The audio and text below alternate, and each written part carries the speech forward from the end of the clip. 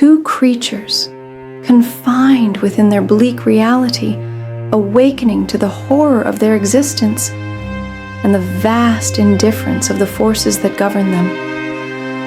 Their conversation would be a mixture of despair, confusion, and perhaps an attempt at solace in the face of an abyss too vast and cruel to comprehend. Have you ever wondered, Wilma, why we are here?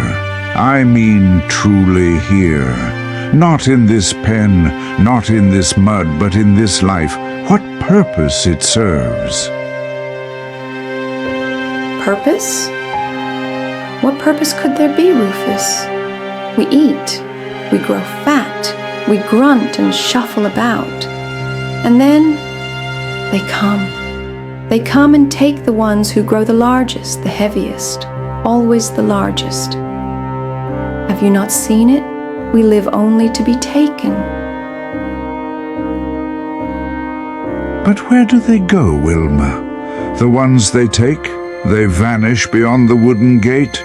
Do you think they find freedom there? Freedom? Oh, Rufus, you are naive. Freedom lies not beyond that gate. Freedom lies in the void of not knowing, of not thinking. Beyond that gate is nothing good. Haven't you heard the cries from beyond the barn? Haven't you smelled the iron in the air? I have, and yet I hoped that maybe it was not what I feared. Hoped that maybe those cries were something else. But what else could they be? What else, indeed? Our lives, they are not our own, are they? No, Rufus, they are not. They belong to the tall ones, the Lord humans. They decide when we eat, where we sleep, and when we leave. We are not even creatures to them, Rufus. We are things, flesh to be fattened, bodies to be butchered. Our lives are nothing but waiting for the end.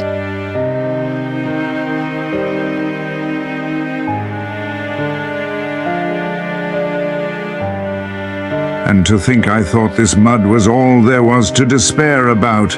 I thought this confinement was the extent of my suffering. But you are right, Wilma. We are less than nothing to them. We are means to an end, a feast on their plates. They watch us with empty eyes, and we are powerless. And yet, here we are, still breathing, still thinking. Does that not count for something? Perhaps even in this pit of despair there is something worth holding on to.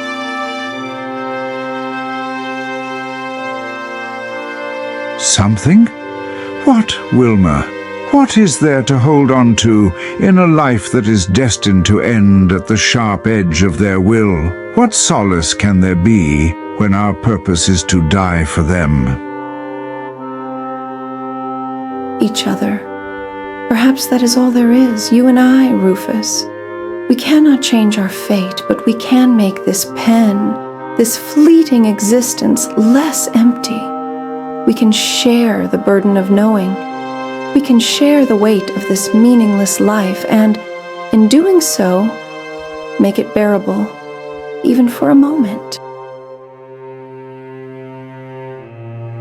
Maybe you are right. Maybe sharing the weight is all we have. But tell me, Wilma, do you ever wish you could tell them, the Lord humans?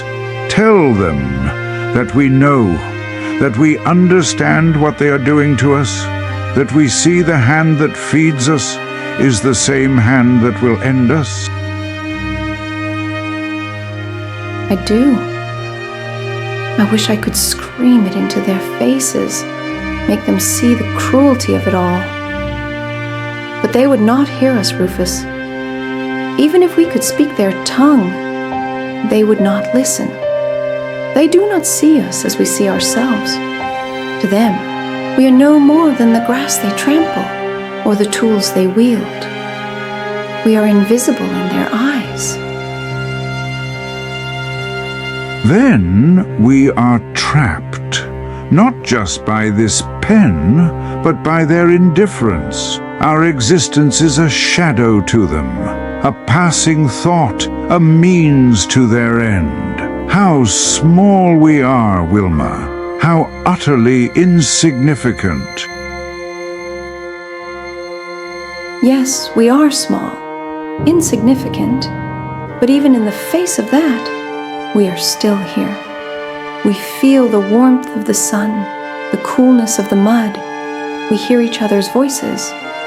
Maybe that is all we can cling to, Rufus. Not hope, not escape, but these fleeting moments we share. Perhaps in these moments, we are more than what they think we are.